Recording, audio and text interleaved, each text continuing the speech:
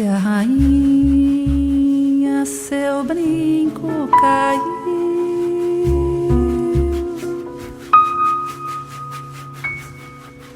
deixe que eu apanhe pra você.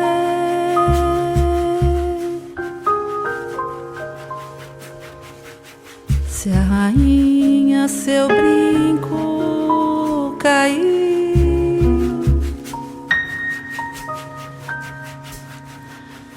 deixe que eu apanhe pra você.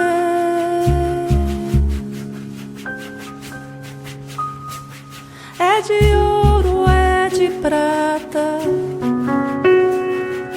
é de flor, se a rainha deixe que eu apanhe pra você. É de ouro, é de prata, é de flor, se a rainha deixe. Deolinda Alice dos Santos é professora e hoje aposentada, hoje consultora da cultura mineira. Uma das coisas mais... Sou de Ouro Preto e uma das coisas interessantes, né? Ouro Preto é o maior conjunto arquitetônico colonial civil português e um dos destaques, né, dentro desse conjunto arquitetônico é a presença de templos religiosos católicos. E uma das coisas interessantes que chama muita atenção, que a gente tem que estar sabendo, será por que toda cidade histórica tem uma quantidade de templos religiosos. Isso porque a coroa portuguesa não queria ter despesa social. Ela vai fazer com que as classes sociais se organizem em associações religiosas, ou irmandades, ou confrarias, ou ordens terceiras. E elas tinham um pagamento mensal para financiar a presença de um advogado dentro da irmandade que cuidava da documentação, certidão de nascimento, certidão de casamento, atestado de óbito, testamento, se você fosse preso, dos órfãos e das viúvas. E era para cada classe social tinha a sua devoção e, logicamente, a sua irmandade.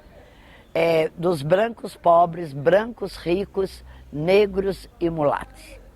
Os brancos ricos, nós vamos ver a Irmandade de Nossa Senhora da Conceição, Nossa Senhora do Pilar, Santíssimo Sacramento, Nossa Senhora do Carmo, São Francisco de Assis, Santo Antônio.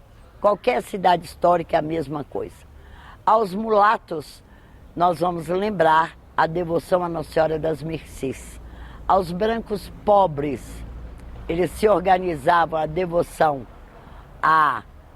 ao Nosso Senhor do Bom Jesus, Nossa Senhora das Dores, São Francisco de Paulo. E uma das coisas interessantes é a Irmandade de São José, que funcionava as duas juntas, Santa Cecília e São José. E os participantes eram artistas, artífices, né? Todo mestre de obras, todos ligados à produção artística. Pertencia à Irmandade de São José. E a de Santa Cecília era aos músicos, né? Os membros da Irmandade eram músicos. E aos negros foi ensinado a devoção a Nossa Senhora do Rosário. Isso desde 1552, lá no litoral brasileiro, que aliás tem até numa cidade de Pernambuco, Goiânia, eles têm ainda, né, a Irmandade organizada. Mas isso assim, no litoral, já se fazia nessa época mostrar para o negro que existia Maria Santíssima. E qual a iconografia que foi dado aos negros? Nossa Senhora do Rosário. Por quê? A iconografia de Nossa Senhora do Rosário, ela carrega o neném. E isso, para o negro, a perpetuação da espécie e o matriarcado era algo bastante valorizado. E outra coisa curiosa é o terço que Nossa Senhora do Rosário carrega. Lá na África tinha uma deusa chamada Ifá. E essa deusa era representada por uma palmeira. E esses coquinhos que davam na palmeira, o sacerdote responsável, ele jogava esses coquinhos e ficava sabendo da vida alheia, igual joga-se búzios. Então, pela proximidade, né, dessa iconografia, foi mais fácil o negro aceitar a devoção à Nossa Senhora do Rosário. Pessoas virtuosas, negras, cujas histórias eram contadas, né, pelos jesuítas, para que o negro catequizado pudesse absorver a devoção e o exemplo de São Benedito, Santa Elesbão, Santa Efigênia, né, Santo Antônio do Nato, ou do Noto. E aí, logicamente, essa imaginária negra fazia parte do conjunto de esculturas e de embelezamento dos retábulos dentro destes templos religiosos em homenagem a Nossa Senhora do Rosário, porque a eles era dedicado, né, a devoção.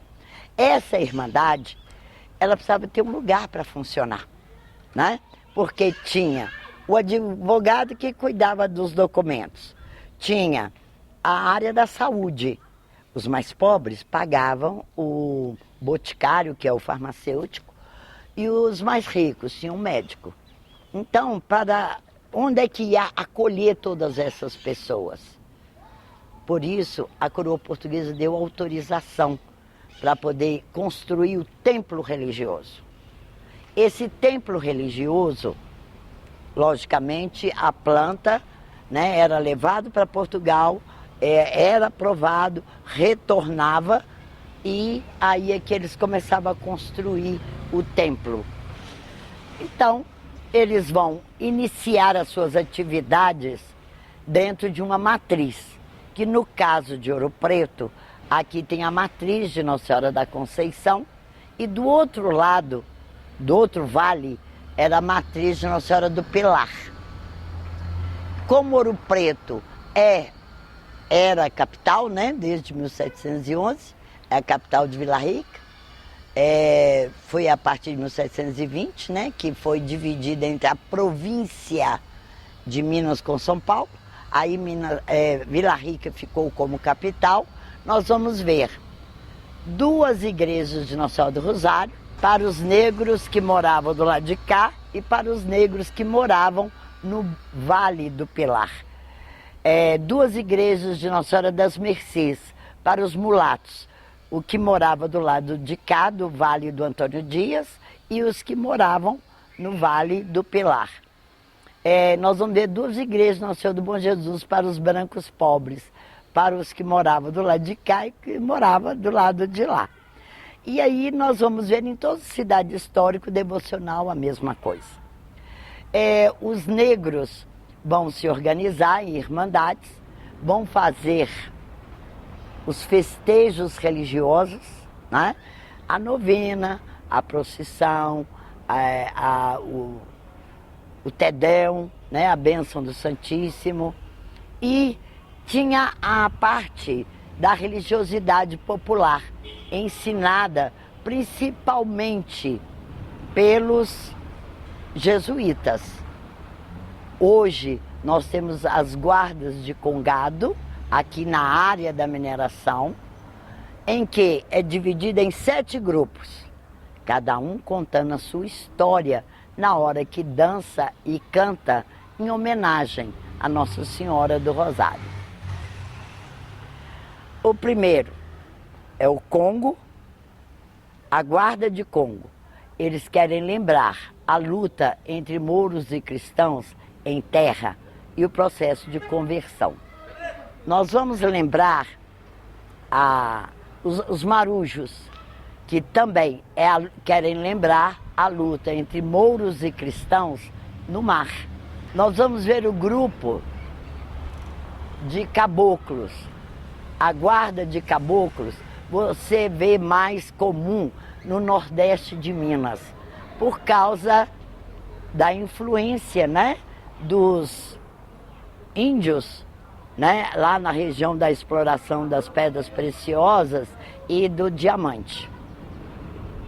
Então eles representam a morte, ressurreição do papai vovô. E a gente vai lembrar que o que o jesuíta contando essas histórias era para que eles entendessem o que é morte e ressurreição de Cristo, né, o negro. Depois nós vamos lembrar o grupo de catupés, o catopês, que lembra a mistura, né, a roupagem, a farda que eles usam, lembra o grupo indígena e o grupo português. E eles guardam toda a seriedade da história do aparecimento de Nossa Senhora do Rosário quando ela chega no Brasil, a imagem, lá no litoral brasileiro do Nordeste. E a imagem do grupo de Moçambique também contam a mesma história. Que história é essa?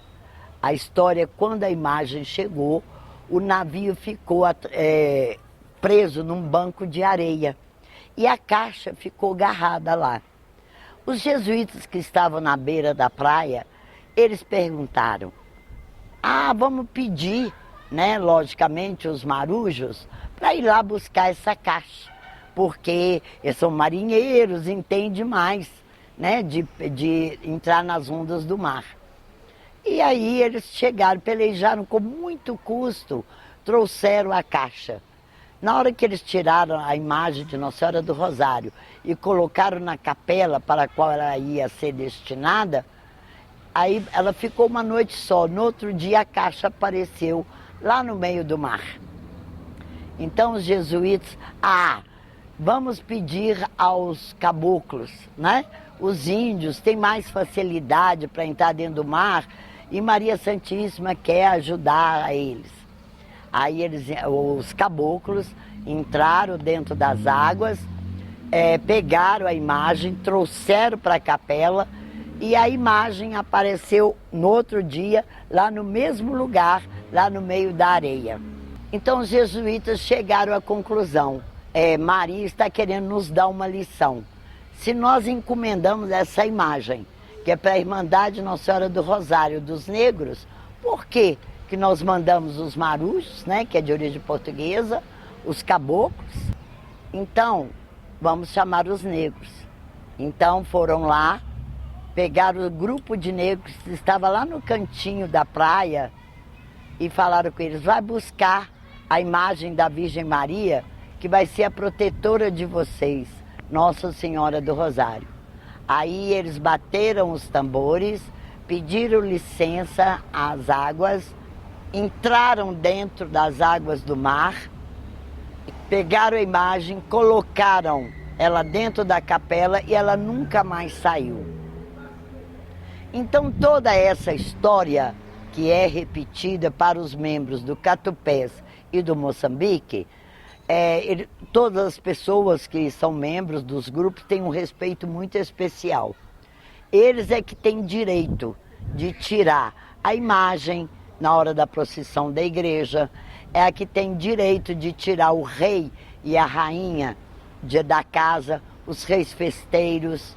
Então é muito interessante essa preocupação da preservação da história, da religiosidade popular, dos ritos devocionais, né?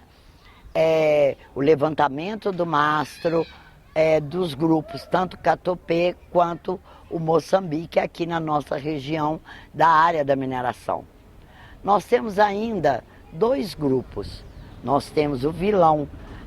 Você encontra esses vilões, o guarda de vilão, lá mais para o centro-oeste, lá na região dos quilombos, principalmente o quilombo do Campo Grande. Eles dançam com uma vara mais ou menos de 1,5 metro de altura e faz toda uma coreografia lembrando quando os negros fugiam e eram perseguidos os capitães do mato, que ia com a espada, eles lutavam com essa madeira, que era o pau-ferro ou aroeira, e era uma coisa muito para eles, para fugir, né? Era uma forma de luta para fugir dos capitães do mato. E nós temos o candombe. O candombe são 3 tambores que são tocados geralmente na casa de uma rainha perpétua mais importante da comunidade, e ali eles cantam e dançam, homenageando as almas dos negros que trabalharam nas minas. Meu nome é Patrick Arley, eu sou antropólogo, fotógrafo e também sou membro da Guarda de Moçambique e Congo, Nossa Senhora do Rosário Sagrado Coração de Jesus, os Carolinos, uma guarda que tem mais de 100 anos aqui em Belo Horizonte. E falar um pouquinho sobre a origem do Congado, né, ou do reinado, porque esses nomes são usados, são diferentes nomes para a mesma manifestação, né, dependendo da região aqui de Minas que a gente está. Então é comum a gente ouvir falar Congada, reinado, Congado, né, como termos englobantes assim. Muitas irmandades utilizam o termo Congado, né, mas outras preferem reinado de Nossa Senhora do Rosário, porque dentro do reinado você vai ter várias variantes, né, de Moçambique, de Congo, de Catupê, de Vilão, de Caboclo. Então são várias manifestações diferentes dentro desse universo do Rosário de Maria, né, o Rosário de Nossa Senhora. O Rosário, só um momentinho aqui, depois vocês editam isso, viu, gente? Eu acho bom a gente começar do início, né? E principalmente também para desfazer alguns equívocos que são muito comuns e ainda são muito repetidos, né? Até hoje é muito comum a gente escutar pessoas, mesmo acadêmicos, falando que os negros teriam conhecido o cristianismo aqui no Brasil. E isso não é verdade, particularmente para os grupos que vieram escravizados para essa região onde hoje é Minas Gerais, né, para trabalhar na extração de ouro, de diamante. Os negros já conheciam o cristianismo alguns séculos antes, né, do ciclo da escravidão de África para cá, da diáspora começar. E essa devoção ao Rosário, a Nossa Senhora do Rosário, a Santa Efigênia, a São Benedito, veio de África com eles, né? Então, isso começa lá no final dos 1400, início dos 1500, quando os portugueses chegam na costa da África Central, no Atlântico, onde hoje estão localizados os 2 Congos e Angola. E ao contrário do que aconteceu com a maior parte dos países que foram invadidos por países europeus, né, junto com a Igreja Católica, impondo uma religião, no caso do então Reino do Congo, houve uma conversão voluntária ao catolicismo. E isso faz toda a diferença, né? Uma conversão voluntária significa que é uma conversão nos termos, primeiro da nobreza, né, mas assim, nos termos dos africanos ao cristianismo. Então, a gente já tinha o cristianismo negro, o cristianismo africano, muito antes dos africanos serem trazidos para o Brasil, para as Américas, não só para o Brasil, como escravizados. E o Reino do Congo ele era reconhecido pelo Vaticano, né, como um Estado aliado, né, assim, você tinha toda uma rede diplomática, né, a nobreza congolesa na época, eles eram cavaleiros da Ordem de Cristo, sendo reconhecidos na Europa, né. Você tinha um fluxo muito grande de africanos dessa região na Europa, principalmente Lisboa, né, principalmente na Península Ibérica, onde essa relação com os europeus começa, né, através dos portugueses, mas não só Lisboa. Então, a invasão do Congo e as guerras que possibilitaram a captura de grupos para serem vendidos como escravizados, ela acontece séculos depois. Então, quando esses grupos começam a chegar no Brasil, por volta, no final dos 1600, 1700, ali no início, eles trazem consigo boa parte dessas práticas, dessa devoção que já existia. Então é que a primeira Irmandade de Nossa Senhora do Rosário, que se tem notícia que data do início dos 1700. Né? Então, assim, isso faz toda a diferença. Quando eu estou falando de um catolicismo preto, um catolicismo africano, é bom a gente chamar a atenção que essas religiões monoteístas, né, elas todas se pretendem universais, mas elas só são universais na medida em que elas são diversas. Então, o Islã não é o mesmo, né, no mundo inteiro, como o judaísmo não é o mesmo no mundo inteiro, e como o catolicismo também não é o mesmo no mundo inteiro. Né? Então, as formas de vivenciar a religião, elas variam muito. Então, essa unidade que se fala, né, ideologicamente, a unidade da igreja, ela só pode existir a partir de uma tremenda diversidade. Isso não é um problema, não quer dizer que uma seja mais verdadeira que a outra, ou quando a gente fala de um catolicismo africano, de um cristianismo africano, ele seja um cristianismo menor. Né? Muito pelo contrário. O próprio Vaticano, nessa época, reconhecia com todas as honrarias o Estado congolês como um Estado aliado, né? E isso só veio mudar já uns 2 séculos depois, né? Então, assim, quando esses grupos começam a ser trazidos para essa região onde hoje é Minas Gerais, não é por acaso que veio um fluxo muito grande de africanos dessa região, porque eles tinham uma expertise muito grande em mineração, né? Eram exímios ferreiros, tinha uma tecnologia de minerar que os portugueses não tinham. Então, assim, esse ciclo do ouro, da maneira como ele acontece aqui, ele só acontece com essa pujança toda a partir dessa tecnologia africana que vem junto. Então, assim, não foram quaisquer povos, não foram quaisquer africanos que foram trazidos para cá como escravizados, eram especialistas, né? Tinham culturalmente já uma série de tecnologias desenvolvidas para mineração, e vieram com esses grupos um monte de práticas, né, sagradas, e que obviamente quando chega aqui numa situação extremamente adversa, né, a gente está falando do maior genocídio que já se viu, né, na história da humanidade, obviamente que esse cristianismo que se vivia no reino de origem, no país de origem, ele não pode ser vivido da mesma maneira. Então, assim, é claro que houve adaptações, também com o encontro com as culturas indígenas que tinham aqui, e com o catolicismo, tal como ele era praticado pelos europeus que estavam no Brasil, que não era o mesmo catolicismo que se praticava no Congo. Né? Então, a gente pode falar do Rosário a gente pode falar do reinado e do congado como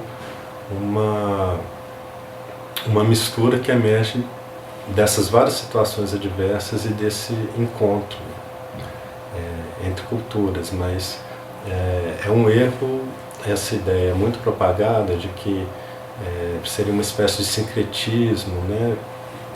Ou que os negros teriam se apropriado do catolicismo quando chegaram aqui. Eles, na verdade, já praticavam o cristianismo, já praticavam uma série desses ritos há séculos, né? E é claro que houve mudanças quando chega aqui, mas os fundamentos permanecem, e permanecem até hoje. Né? Então, quando a gente vai conversar com qualquer mestre ou mestra de qualquer irmandade, qualquer capitão ou capitã, e vai perguntar sobre a origem do reinado, claro que com variações, mas provavelmente a resposta vai girar em torno do surgimento de Nossa Senhora do Rosário nas águas, né, e da retirada dessa imagem pelos negros. A partir dos tambores. Assim, primeiro os brancos tentam retirar, depois ela volta para o mar, ela não fica na igreja dos brancos. E quando os negros fazem os tambores do que veio se tornar o candombe, os tambores não, os tambus, do que veio se tornar o candombe, né? São feitos nos tocos das árvores e cantam para ela aceita, né? E vem e fica com os negros, né? Fica na senzala, fica no... Mas isso vem de África, né? Isso não é no Brasil, isso não surge no Brasil, né? Nem esse mito de origem.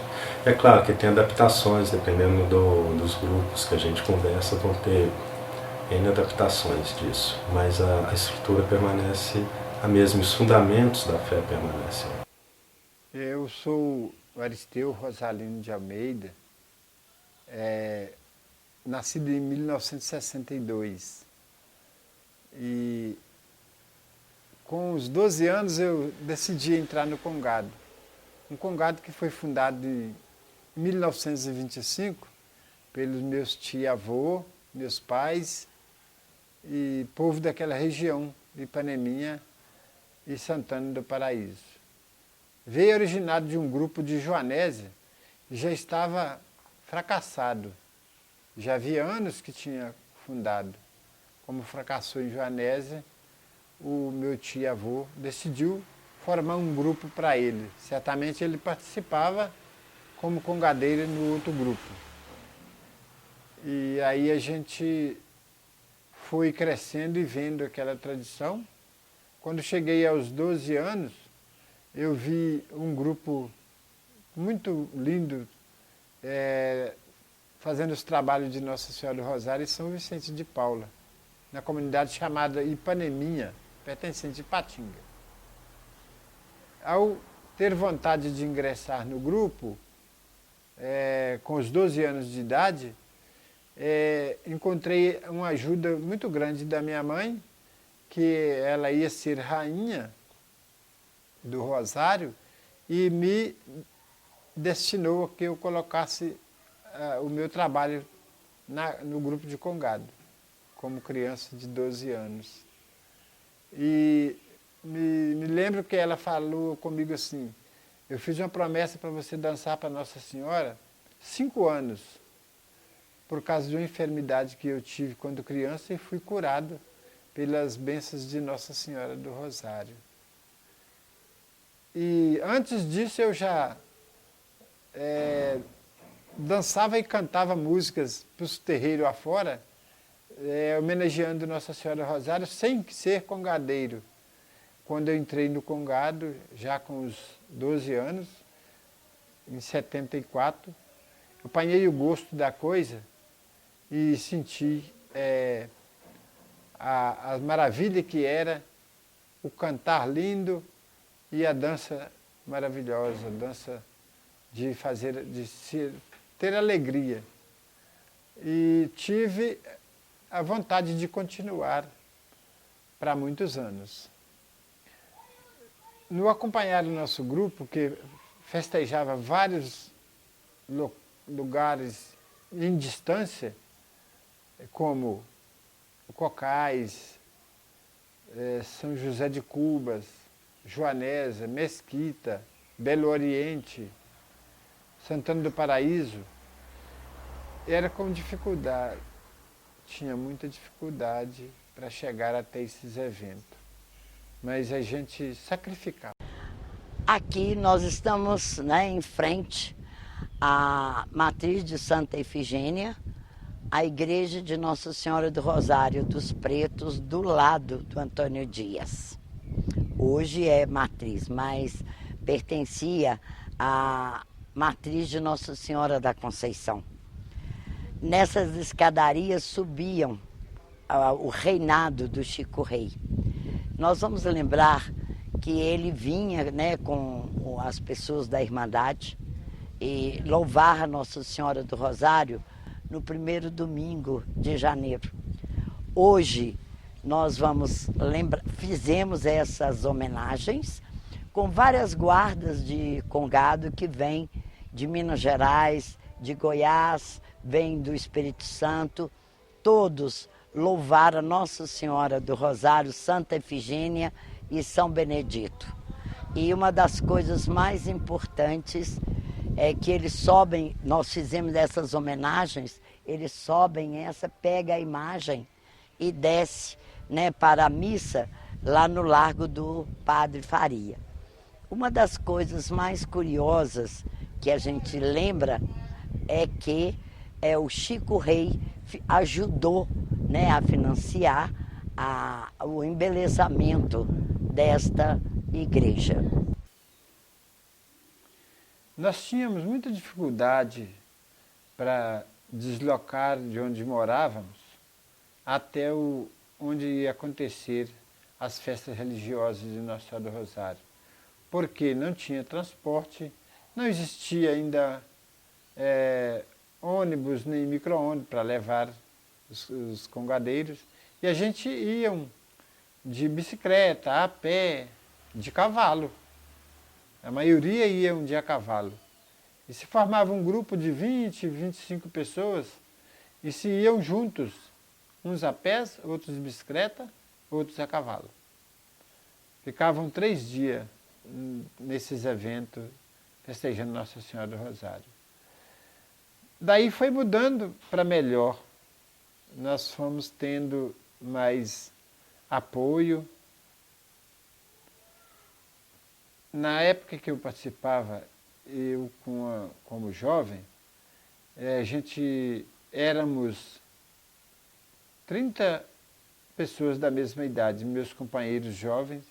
Aí é que a gente tinha animação e vontade de festejar Nossa Senhora.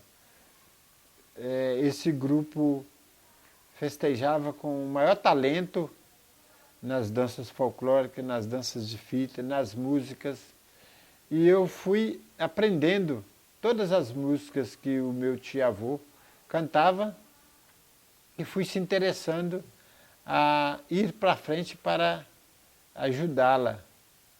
Para no amanhã eu poderia ser um mestre coordenador da guarda. Os membros companheiros do meu tempo de jovem foi todos se abandonando o grupo por causa do emprego, por causa da distância que foram morar, por causa de ter que mudar da nossa região por emprego. E aí ficou eu e mais uns 5 só. Os meus 5 companheiros participou até o fim, mas não foi possível continuar porque eles faleceram. E ficou eu com o meu talento, sempre tendo o interesse de dar continuidade. Veio a doença do meu tio-avô e ele não mais aguentava coordenar o grupo. Quando viu em mim que eu poderia ser um coordenador de verdade, um coordenador que ia carregar a bandeira, ele me entregou a missão. E eu senti muito feliz de ter recebido essa missão, que é uma bandeira para carregar e uma caixa para tocar. E coordenar um grupo de 30 membros atrás da gente.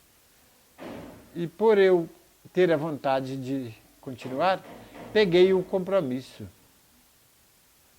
E já na idade dos 35 anos, eu comecei a coordenar o grupo, quando ele faleceu. Eu fui um ajudante dele, enquanto ele aguentou a coordenar o grupo. No fim dele, passei a assumir o grupo na coordenação.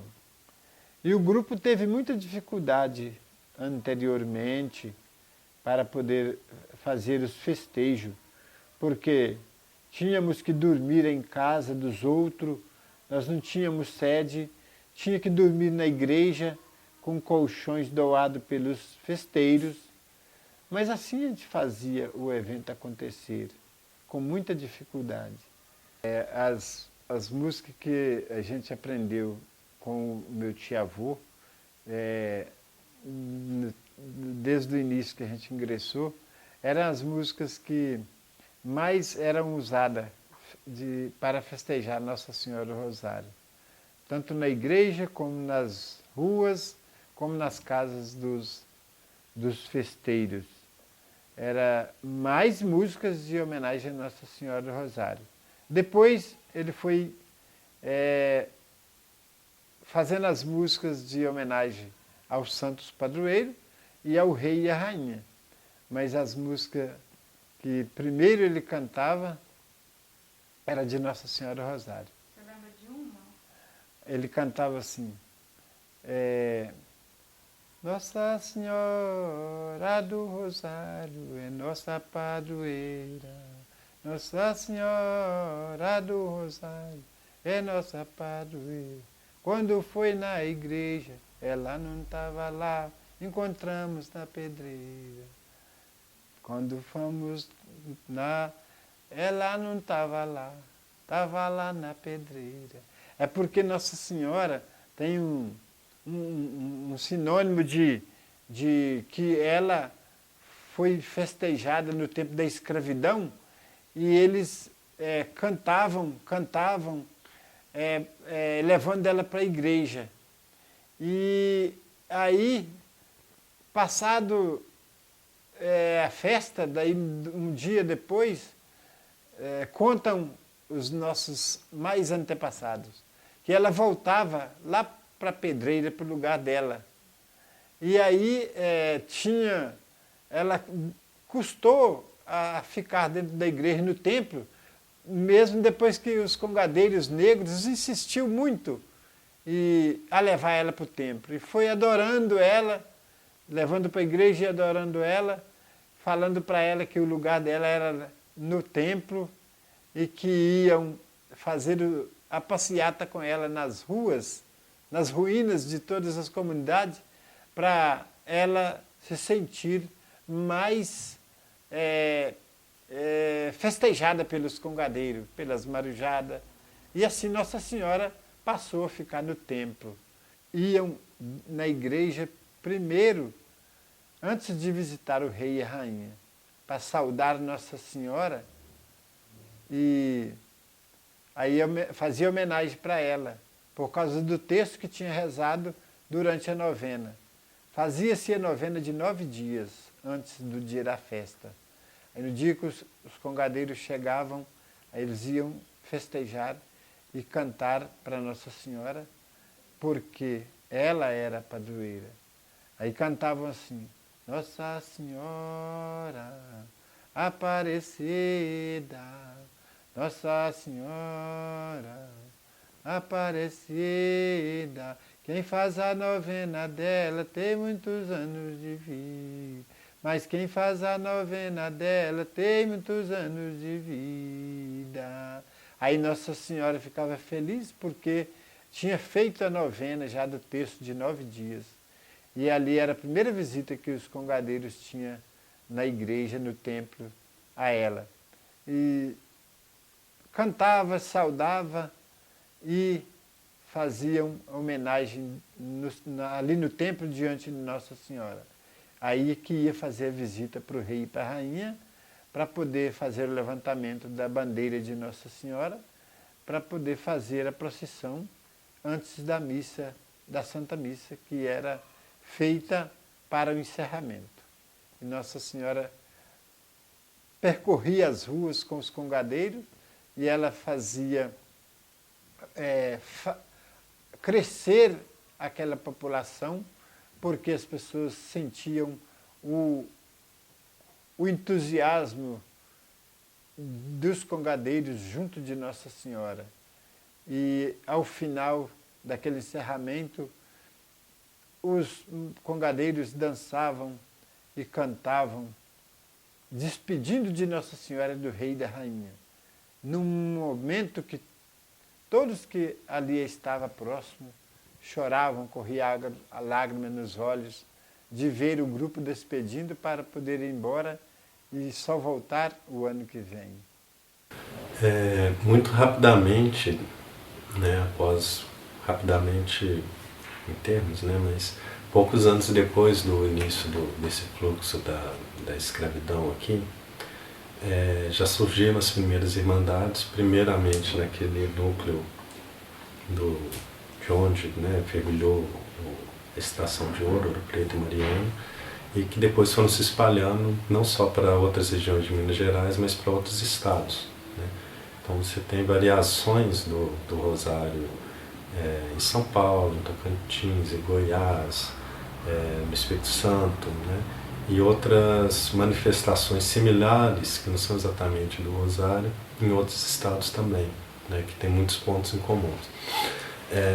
Essas irmandades, elas foram essenciais para reinvenção, adaptação, né, do rosário aqui no Brasil, porque elas, embora estivessem ligadas à estrutura oficial, né, eclesiástica, elas tinham uma relativa independência e proporcionaram para vários membros assim, alguma possibilidade de ascensão social e alguma liberdade para a prática dos seus ritos.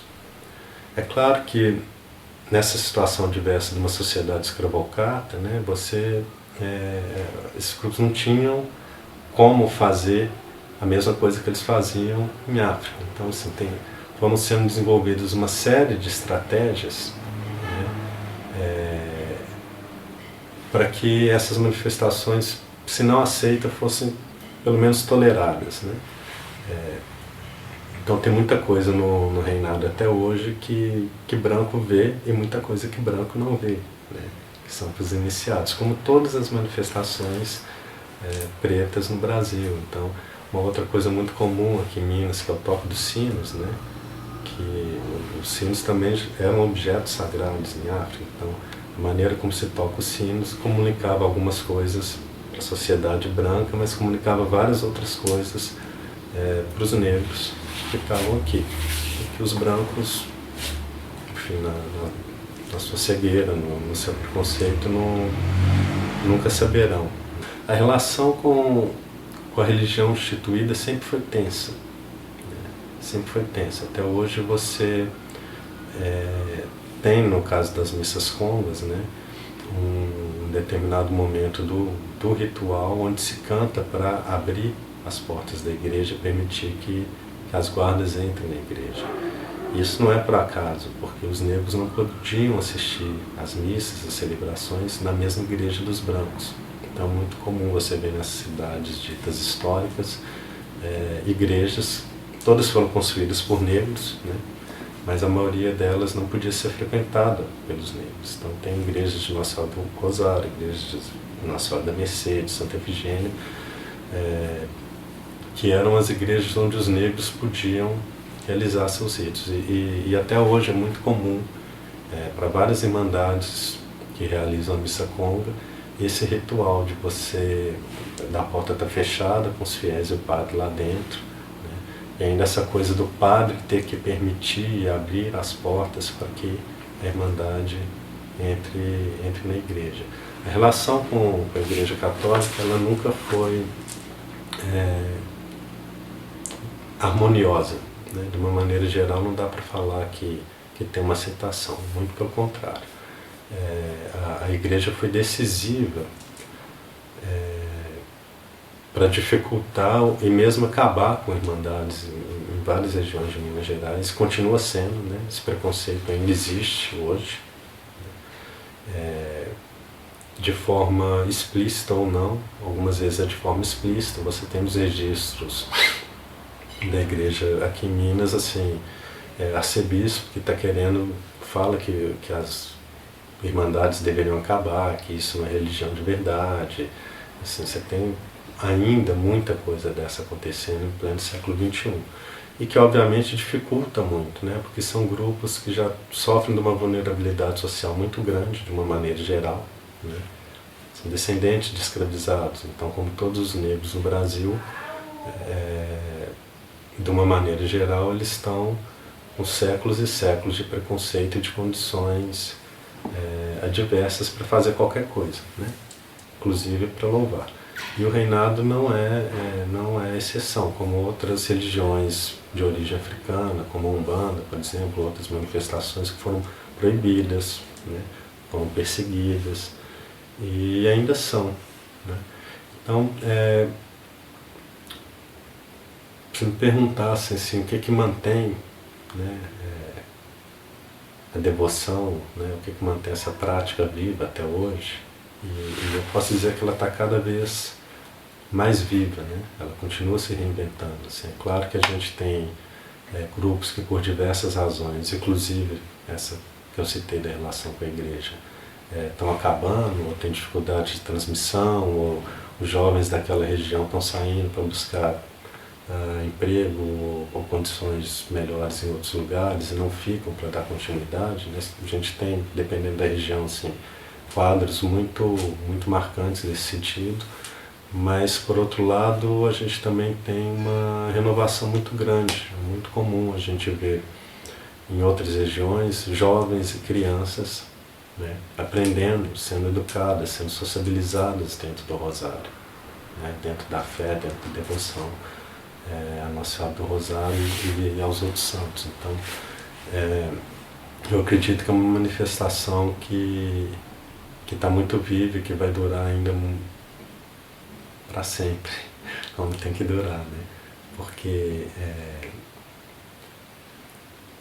como tudo que é feito com fé, né, e a gente está falando de fé, de devoção, de mistério, são fundamentos muito antigos, né?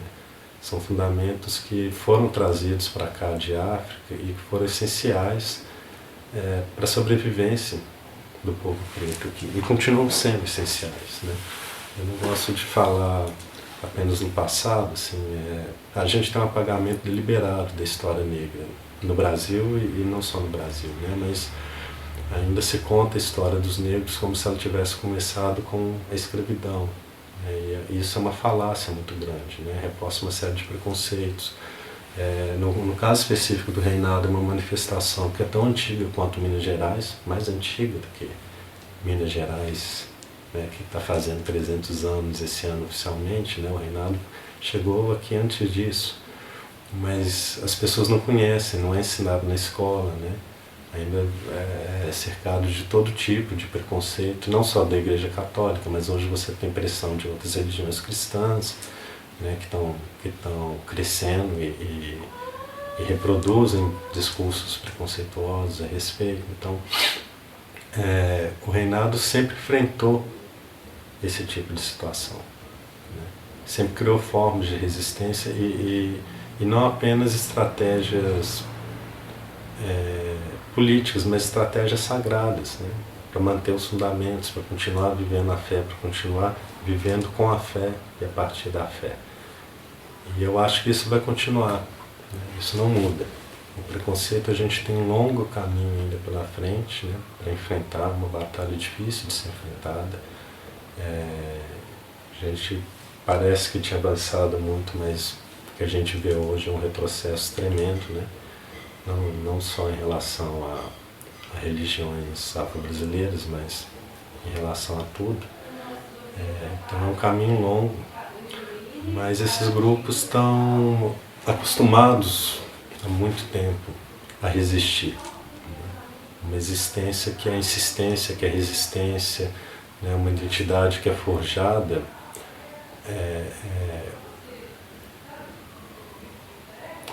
uma identidade que é forjada na fé. Então, isso o preconceito não consegue destruir, nunca conseguiu destruir, não vai conseguir destruir, né?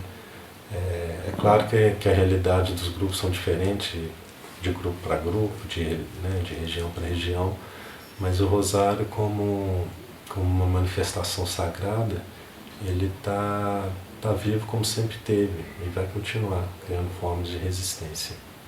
Junto a essa devoção de Maria Santíssima, com o título de Nossa Senhora do Rosário, nós vamos lembrar São Benedito, que é um santo que nasceu em Palermo, na Itália, filho de escravos africanos, e que, ao longo do tempo, o patrão, né, dos pais do Benedito, deu ele liberdade. Dos milagres que ocorreu com São Benedito é que ele, depois que ele acabava de fazer a limpeza da cozinha, e o resto da mesa que sobrou dos franciscanos, ele colocava aquilo tudo dentro de um avental e levava para os pobres que ficavam do lado de fora, né, ali para o lado do convento. Um dia, o prior perguntou para ele: ô Bené, o que você está levando aí neste avental? Ele falou: ô meu senhor, são flores. Aí, eu quero saber o que é isso aí. Quando ele abaixou o avental, a comida, o resto de pão que ele estava levando, se transformou em flores. E até hoje é costume, é tradição, nas nossas comunidades aqui da área da mineração, colocar um pouquinho de café, o primeiro café que sai, na parte da manhã, oferece para São Benedito, que sempre toda cozinha tem uma imagem de São Benedito ou um estandarte. E quando a gente chega também com o alimento na compra do mês, a gente pede, né? Põe ele na frente assim das sacolas e pede a ele para abençoar os alimentos e que nunca falte aos nossos. Santa Efigênia era uma princesa, morava na região da Núbia, o terreno dela, e ela foi convertida pelo apóstolo Mateus. E ela, não querendo casar, dedicou o trabalho para as mulheres, órfãos, as viúvas, e ajudava a desenvolver o trabalho e a plantar, a se sustentar. E com isso, o príncipe era doido para casar com ela, um príncipe do reino vizinho. E aí ele foi lá na casa dela e jogou fogo em cima da onde elas estavam, com os trabalhos manuais, né? E o encontro dessas mulheres. E quando elas começaram a rezar, pedindo a Jesus, né, que abençoasse, que elas iam morrer, porque estava tudo pegando fogo e os soldados ao entorno. Só que deu um vento muito forte. E lá na África, as casas cobertas de palha, essas palhas voou, né, aqueles ventos fortes do deserto, e aquele chumaço de fogo voou e caiu no palácio do príncipe que queria casar com ela. E começou a pegar fogo. Aí ele saiu correndo e foi feito doido atrás dos bens, do patrimônio dele, e com isso elas conseguiram sair de lá. Por isso é que as pessoas rezam para Santa Efigênia para adquirir a casa própria. Os nossos soldados aqui da nossa região também têm uma devoção muito grande, principalmente os soldados que foram para a Segunda Guerra Mundial, que Santa Efigênia os protegeu. E eles contam que os alemães, que quando estavam prisioneiros no Monte Castela, eles falaram que tinha uma mulher negra, com uma capa branca, que quando levantavam, que eles miravam para o nosso batalhão, eles viam uma luz iluminada. E com isso, eles conseguiram, né, prender esse batalhão alemão, e eles ficaram impressionados. Quando eles chegaram, meu pai conta que eles saíram do trem e foram direto, subindo a ladeira de Santa Efigênia, com todos os soldados, inclusive os que estavam em cadeiras de roda, e aqueles que tinham morrido lá, as famílias com as medalhas, né, de heróis, subiram para agradecer a Santa Efigênia por ter chegado aqui em Ouro Preto novamente, pós-guerra. E até hoje, dia 21 de setembro, às 9 horas, é celebrada uma missa em homenagem ao batalhão do Exército. E eles vêm de Belo Horizonte, vêm fardado, vários representantes, né, do batalhão, e os daqui também tanto o Corpo de Bombeiro, da Polícia Militar, a Guarda Municipal, todos vão assistir à missa, porque é feito em homenagem a eles. E as pessoas sempre rezam, pedindo a Santa Efigênia a proteção, e principalmente para adquirir a casa própria, consertar a casa própria.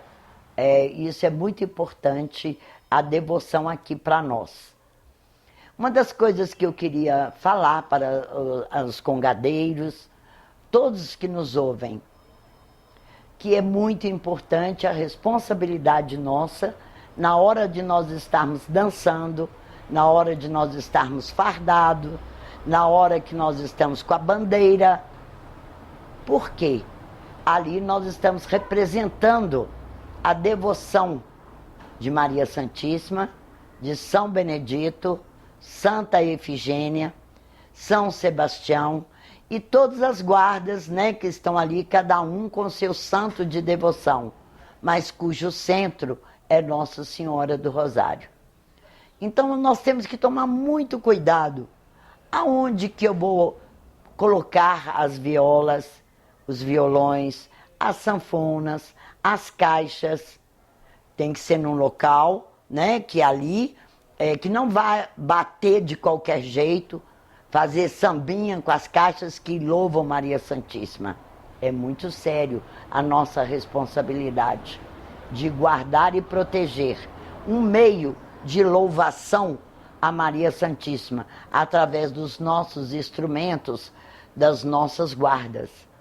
Outra coisa importante que eu quero ressaltar, a bandeireira, que é a responsabilidade dela, de onde guarda a bandeira, na hora que ela vai almoçar, na hora que ela vai ao banheiro, que ela não pode deixar em qualquer lugar, porque a nossa bandeira é o símbolo do nosso grupo todo, é o símbolo que nós queremos mostrar a todos os irmãos que nos vê dançando, cantando, participando do reinado do Rosário. Então essa bandeira é uma bandeira benta, abençoada. É tanto que quando a gente encontra uma guarda com a outra, o que a gente faz? A gente beija e uma bandeireira passa para o capitão pega a bandeira, passa na cabeça de todos nós, não é? Aí a nossa bandeira vai para outra guarda e também passa na cabeça de todos nós.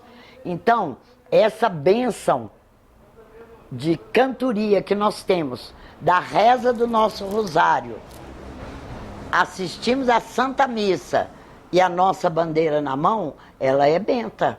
Então ela não pode ser colocada em qualquer lugar, porque ela está cheia de energia positiva, cheia da luz abençoada de Maria Santíssima, e não pode ser colocada em qualquer lugar. Para ela não perder essa luz do Divino Espírito Santo, de Nossa Senhora, Santa Efigênia, São Benedito, dos nossos santos padroeiros, né, de que cada guarda tem os seus padroeiros, e senão ele perde. E aí não adianta nada, né? Outra coisa importante que eu quero chamar a atenção, a nossa responsabilidade quanto à nova geração. Nós sabemos que esse nosso encontro de guardas de congado, nas nossas festividades, no nosso reinado, né? E quando a gente viaja, que a gente leva a fé, a palavra, para todas as pessoas que nos ouvem, nós estamos levando também a sociabilização, o espírito comunitário, não é? Nós estamos levando a fé, inclusive para as novas gerações, para as crianças, os jovens, para que eles não se envolvam com más companhias, eles não se envolvam, né, com atos contra o Santo Evangelho, não é? Muita coisa ruim tem acontecido por aí, então é preciso da gente honrar a nossa cantoria, honrar a nossa louvação, pedindo saúde, paz, proteção, prosperidade para as nossas famílias. Porque na hora que nós colocamos a nossa farda, na hora que nós colocamos o nosso cap, na hora que nós colocamos o nosso rosário, nós estaremos ali portando o nome de Maria e de Jesus sacramentado. Nós temos o marujo, o Congo, guarda de Congo e marujo. Nós vamos lembrar do caboclo, a morte e a ressurreição do papai e vovô, lembrando a morte e a ressurreição de Cristo. Nós vamos lembrar do Catupé e do Moçambique, são duas guardas que mantêm e têm responsabilidade de manter a fé, a tradição, a história da chegada de Nossa Senhora do Rosário no Brasil, a imagem, e também a devoção e manter o reinado em homenagem a Nossa Senhora do Rosário, São Benedito, Santa Efigênia. E eles, lá, o Catupê, nós vamos encontrar a maioria na região do norte e nordeste de Minas. Aqui na região da área da mineração, nas cidades históricas, nós vamos lembrar a presença do Moçambique. Nós vamos lembrar que existe o vilão, e o vilão é uma guarda que você vai ver mais próxima de Divinópolis, Itapecerica, aquela região. Porque lá, de lá da região de Divinópolis até lá em cima em Ibiá, existia o quilombo do Campo Grande. Várias foram as vezes que os negros lutaram contra o Capitão do Mato utilizando uma vara, ou de pau-ferro ou de aroeira, que era um pau muito forte. E na hora que eles lutavam com o Capitão do Mato, que estava com a espada, eles conseguiam jogar a espada longe e sair correndo por meio do mato fora. Por isso que eles dançam com uma vara de 1,5 m, fazendo uma coreografia. E finalmente nós vamos ver o candomblé. É a guarda que é normalmente dançada pelos capitães, não é qualquer lugar que tem, porque exige uma área em que se dança, canta e reza por alma dos negros que morreram aqui, escravos na nossa região. E por isso que tem o Santaninho Chama, que são 3 tambores, e eles cantam, rezam, pedindo, né, proteção a todos os negros que por aqui passaram e foram escravos. Por isso, caros irmãos, nós temos que honrar a guarda a qual nós pertencemos.